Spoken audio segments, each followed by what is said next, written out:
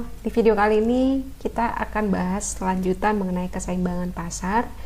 Ini sudah masuk ke video yang kedua. Kali ini kita akan bahas mengenai elastisitas dan struktur pasar. Nah, secara umum kita lihat keterkaitan antara materi yang sebelumnya dengan materi yang sekarang. Di sebelumnya kita udah bahas mengenai permintaan, penawaran, dan ketika mereka bertemu muncul yang namanya keseimbangan pasar. Lanjutannya hari ini adalah mengenai elastisitas ketika harga suatu barang misalnya berubah, apa yang terjadi dengan perubahan jumlah barang kita, dan terakhir nanti kita akan bahas mengenai struktur pasar. Kita mulai dengan elastisitas. Elastisitas itu berarti dia mengukur mengenai derajat atau tingkat perubahan maupun tingkat kepekaan terhadap adanya perubahan baik harga yang nanti kita sebut dengan elastisitas harga, dan yang kedua perubahan dari jumlah barang atau jasa yang kita minta akibat dari perubahan pendapatan yang kita sebut dengan elastisitas pendapatan, dan nanti terakhir kita menghubungkan juga ketika suatu barang lain berubah, apa yang terjadi dengan perubahan jumlah barang yang kita minta. Itu yang kita akan pelajari mengenai elastisitas hilang. Terakhir nanti kita akan bahas mengenai jenis-jenis pasar berdasarkan struktur pasar.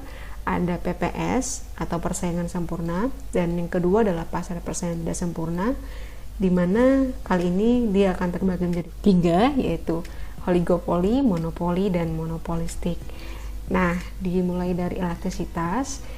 Di dalam elastisitas ini kita akan membahas pertama sekali mengenai apa saja faktor-faktor yang mempengaruhi elastisitas. Yang pertama adalah proporsi pendapatan. Semakin besar proporsi pendapatan yang kita gunakan untuk belanja, maka semakin elastislah suatu barang tersebut, dan sebaliknya. Yang kedua adalah tingkat substitusi. Semakin banyak tingkat substitusi barang tersebut, berarti semakin elastis barangnya, dan sebaliknya juga. Semakin sedikit barang penggantinya, makin inelastislah barang tersebut. Yang ketiga, jangka waktunya, artinya dalam bentuk proses produksinya, maka semakin elastislah barang tersebut. Elastisitas yang akan kita bahas pertama sekali yaitu jenis elastisitas harga, berarti perubahan jumlah barang akibat adanya perubahan harga.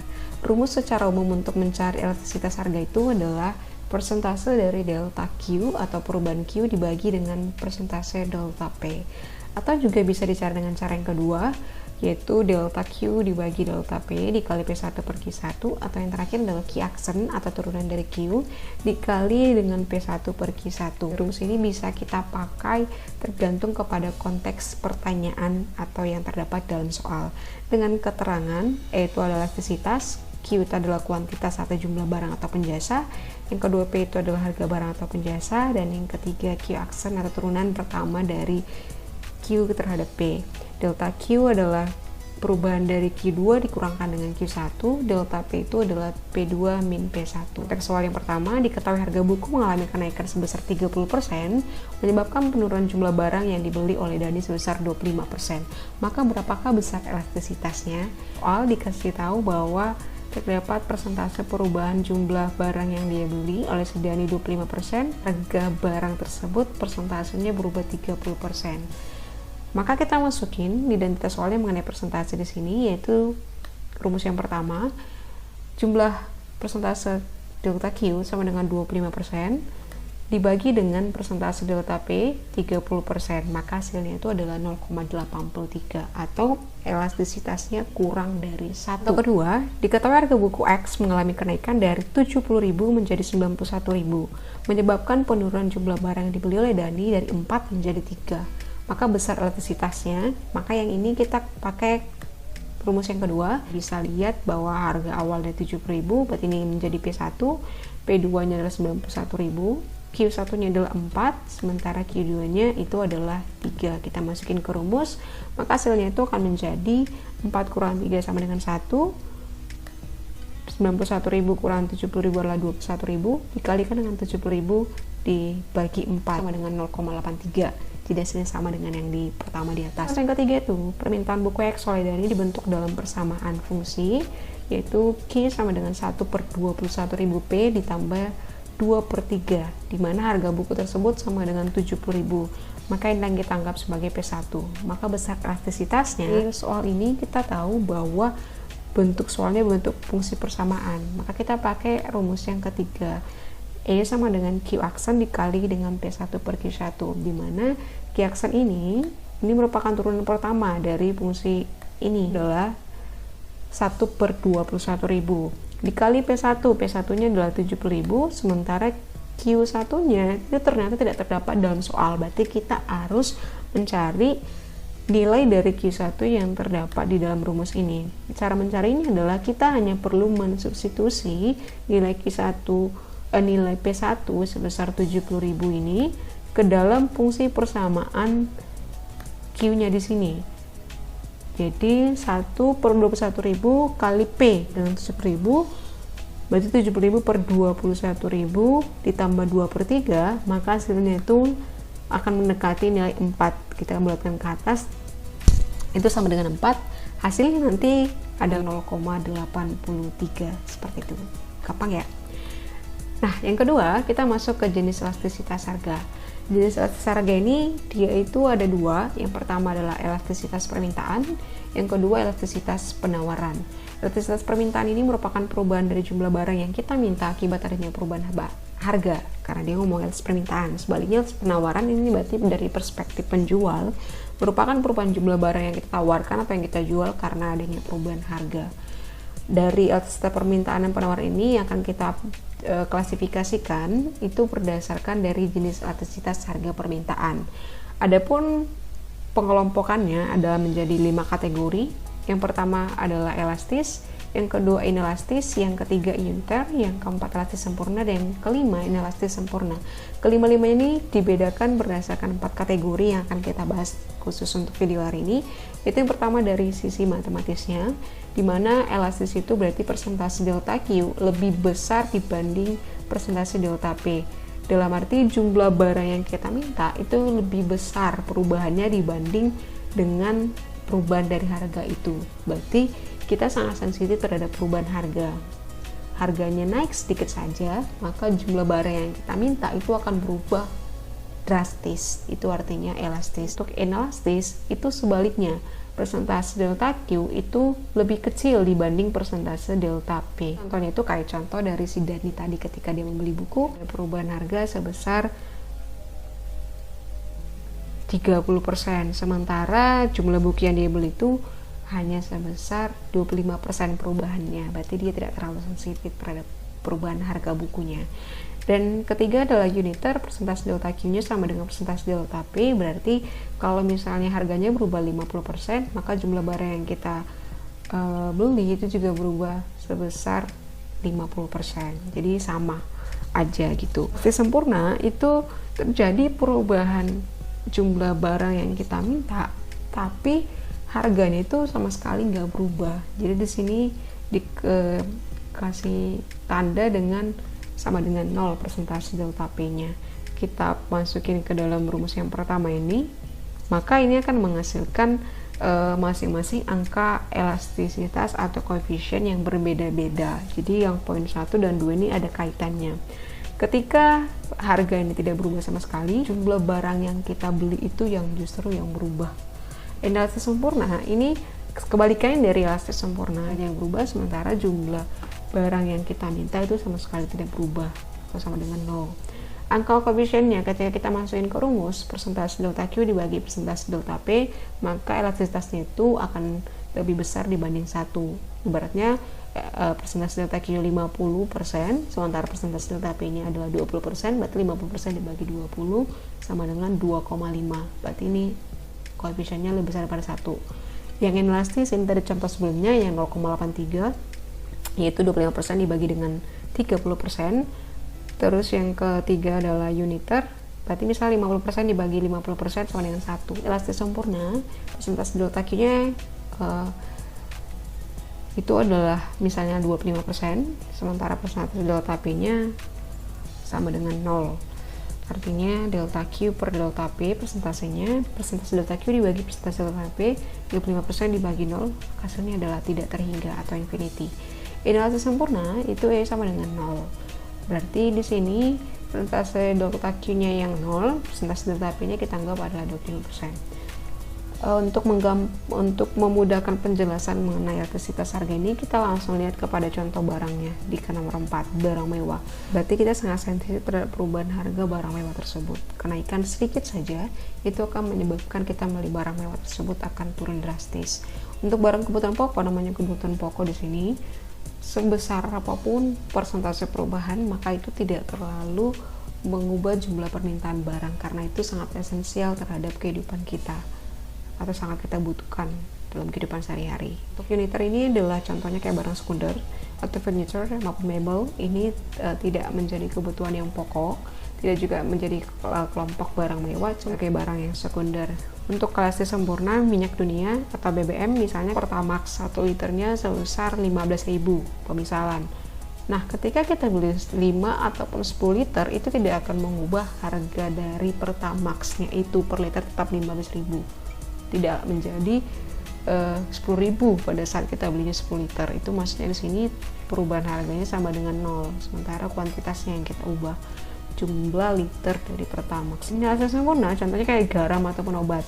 Berarti sekalipun harga obat itu satu tabletnya misalnya adalah dari awalnya 20.000 menjadi 10.000, yang tidak menjadi kita beli obatnya menjadi 10 tablet atau 100 tablet. Yang ada kita jadi OD atau perdosis. Jadi di sini perubahan dari kuantitasnya itu tidak berubah karena tergantung kebutuhan kita. Persentase delta P-nya yang kemungkinan berubah. Begitu juga dengan contohnya kayak garam. Nah, terakhir adalah mengenai kurvanya.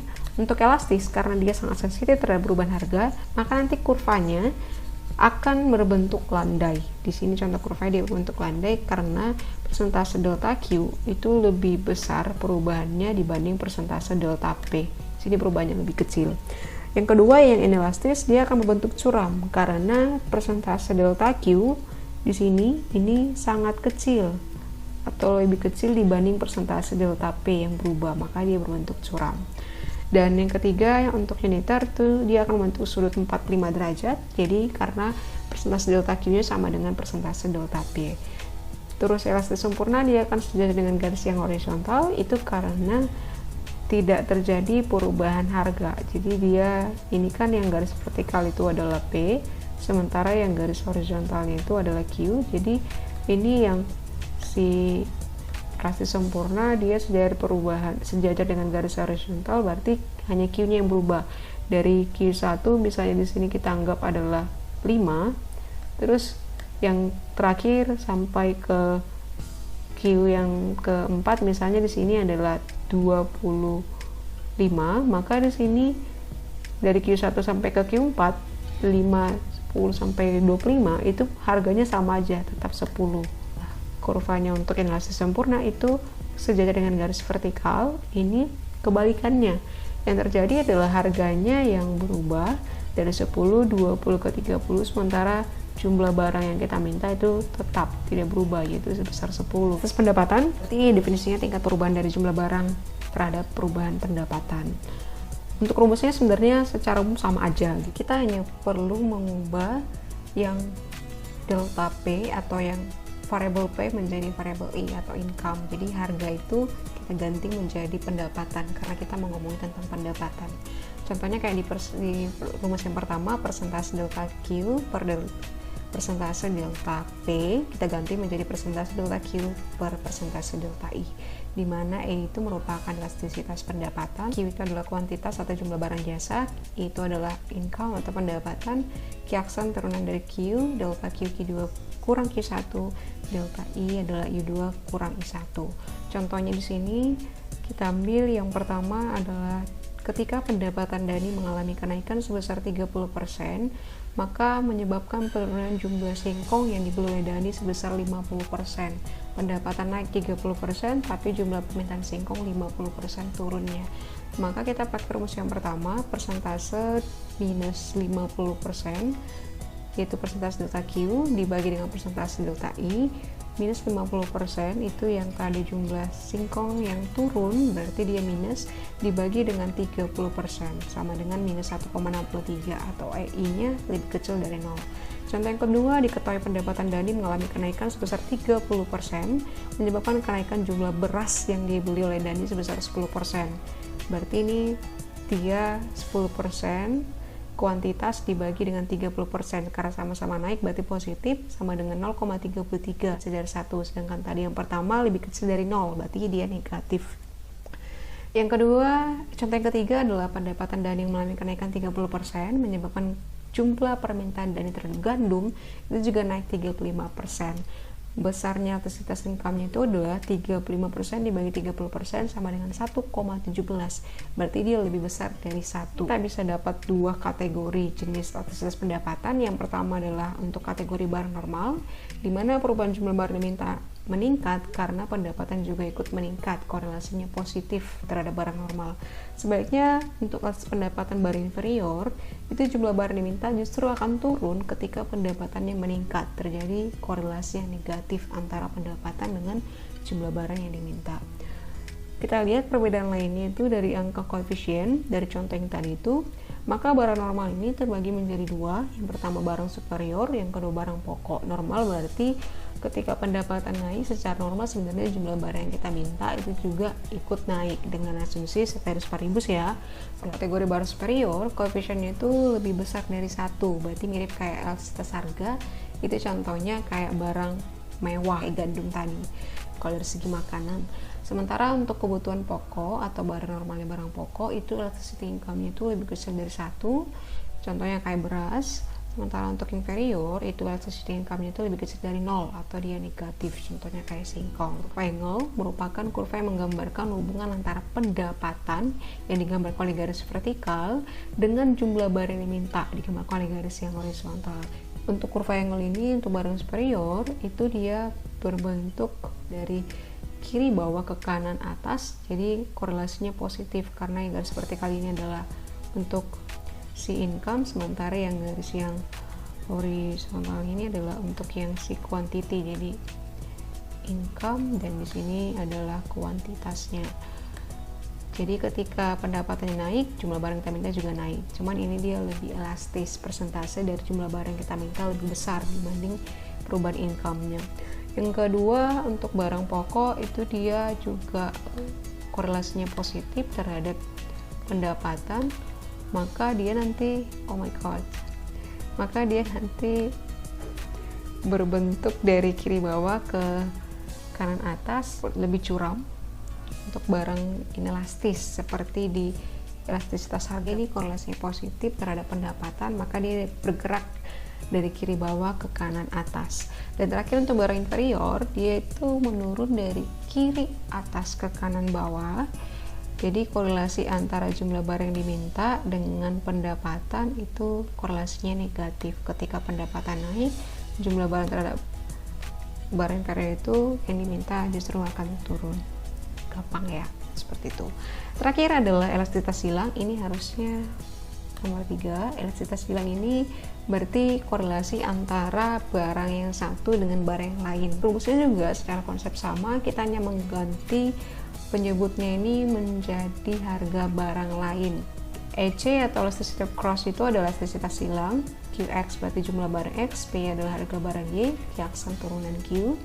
Turunan pertama, delta QX sama dengan QX kedua kurang QX yang pertama, delta PY berarti harga Y yang kedua kurang harga Y yang pertama. Contohnya, harga kopi mengalami kenaikan sebesar 30% menyebabkan peningkatan permintaan terhadap teh sebesar 35%. Karena naik harga kopi, maka permintaan terhadap teh itu naik.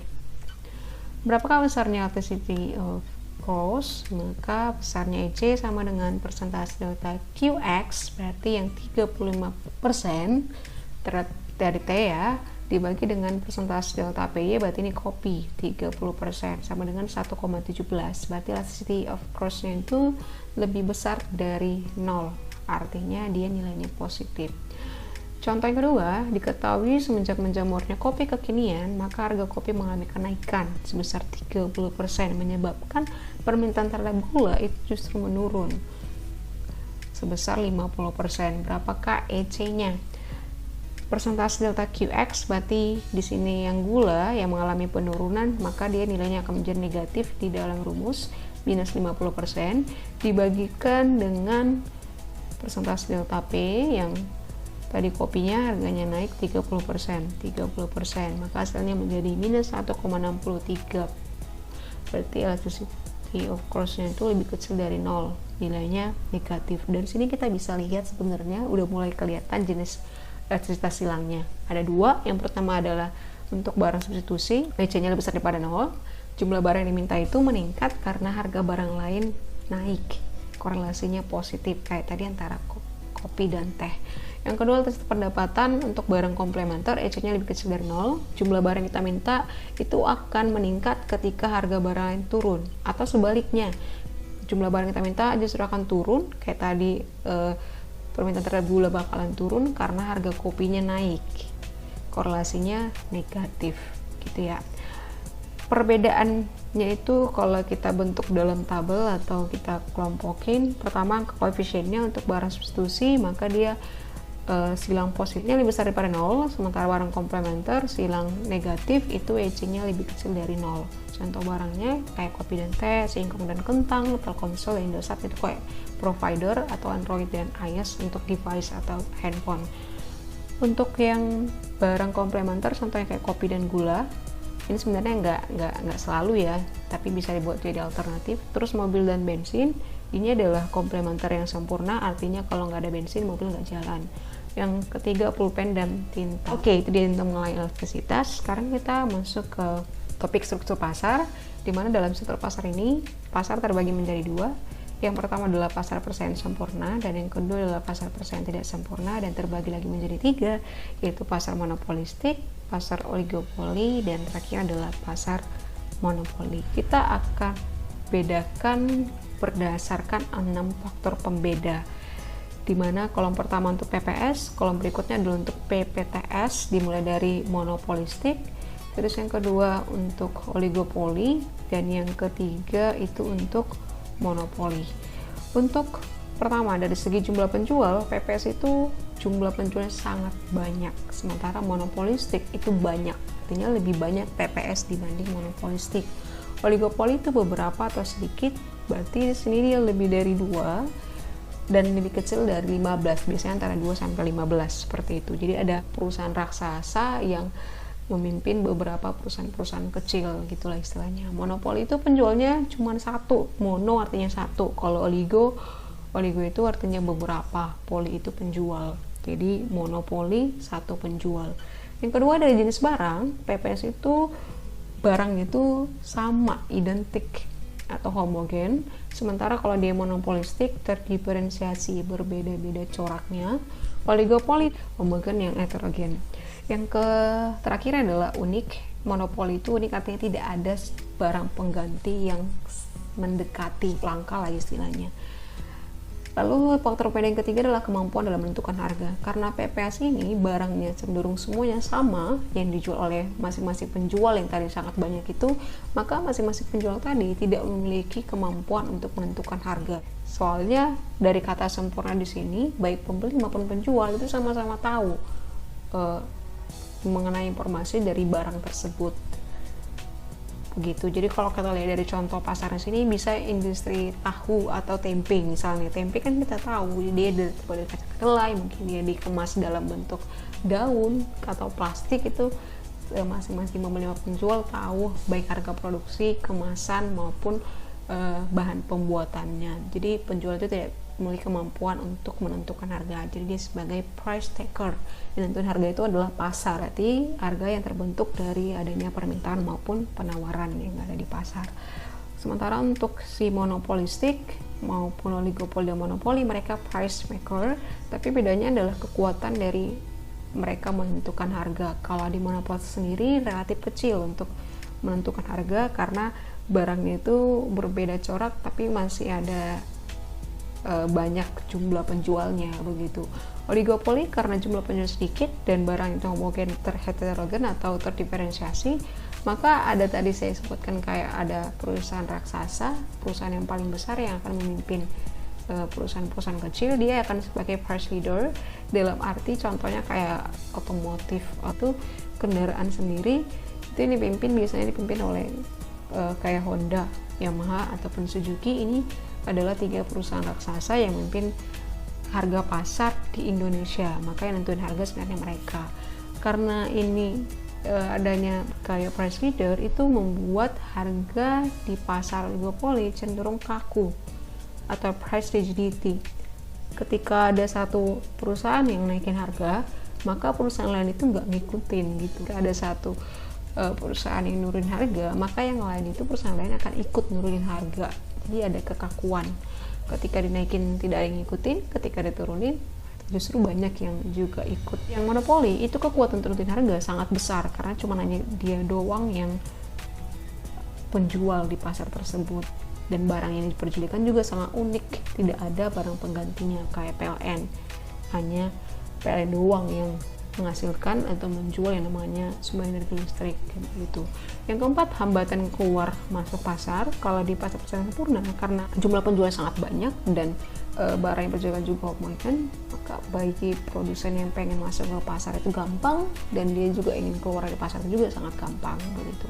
Di monopolistik, jumlah penjualnya banyak, masih ada kecenderungan mudah untuk keluar maupun masuk dari pasar tersebut. Di oligopoli, karena jumlah penjualnya cenderung sedikit, dan itu dia juga menyebabkan relatif sulit untuk keluar masuk pasar, karena biasanya ini masih membutuhkan kayak dia lumayan gede, membutuhkan modal yang lebih besar, teknologi yang lebih canggih, itu mempengaruhi untuk keluar masuk di pasar oligopoli. Di monopoli, dari jumlah penjualnya dia cuma satu, berarti sangat sulit untuk masuk ke pasar tersebut. Begitu juga dengan keluarnya. Yang kelima, contoh pasarnya itu kayak tadi saya sebutin, PPS itu kayak mungkin pasar buah. Sebenarnya secara nyata di dunia nyata itu tidak ada yang namanya pasar persaingan sempurna, tapi yang mendekati contohnya kayak pasar buah, industri tahu tempe, atau misalnya kalau mengenai saham bisa lah disebut pasar saham itu karena sama-sama menjual hanya saham, bisa dikategorin dalam PPS. Untuk PPTS itu contohnya kayak toko retail atau kayak perdagangan lah, bisa sepatu, pakaian, supermarket, makanan gitu kan, itu termasuk monopolistik. Oligopoli itu kayak industri mineral, aqua, Le Mineral, Fit, terus kayak otomotif juga kayak tadi Honda, Yamaha, Suzuki. Elektronik itu kayak handphone ya, bisa lah termasuk oligopoli. Terus industri baja atau semen masuk dalam oligopoli. Monopoli kayak PT KAI Indonesia ataupun PLN. Atau contoh lain dari luar itu kayak Microsoft. 6, dari segi iklan, di pasar persaingan tidak sempurna, hanya monopolistik dan oligopoli yang membutuhkan yang namanya iklan. Sementara pasar sempurna tidak membutuhkan sama sekali namanya iklan, karena baik penjual maupun pembeli sama-sama udah tahu mengenai pasarnya, kondisi barang tersebut. Kalau monopolistik, dia itu iklannya cenderung di luar daripada persaingan dari segi harga, lebih kepada kayak kemasan, lebih pelayanan, banyak kualitas daripada produknya itu yang lebih ditingkatkan. Sementara monopoli sama sekali tidak butuh yang namanya iklan, soalnya hanya dia doang sebagai penjualnya di pasar tersebut.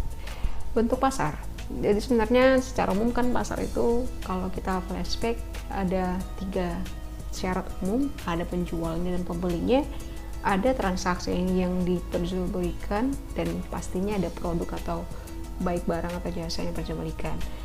Pasarnya sendiri dari segi bentuk bisa dibagi menjadi 4. Dari bentuk pasar berdasarkan jenis barang, ada pasar barang konsumsi, barang produksi, berarti barang yang digunakan untuk memproduksi, diproses kembali.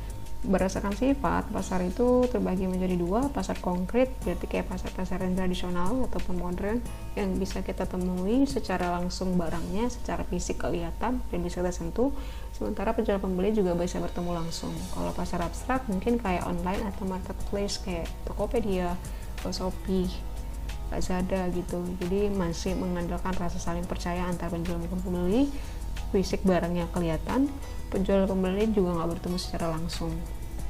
Untuk berdasarkan proses produksi, pasar terbagi menjadi 2. Yang pertama pasar input, berarti yang diperjualkan itu adalah faktor-faktor produksi, dan yang kedua adalah pasar output, pasar barang atau jasa. Yang terakhir berdasarkan luas jangkauan, pasar terbagi menjadi 4. Pasar lokal, kayak misalnya pasar Tanah Abang, pasar Senen, berarti masih lokal. Pasar nasional berarti udah mencakup seluruh jangkauan Indonesia. Pasar regional antar wilayah, terus pasar internasional lebih global. Oke, demikian pertemuan untuk hari ini mengenai elastisitas dan struktur pasar. Semoga bermanfaat. Terima kasih.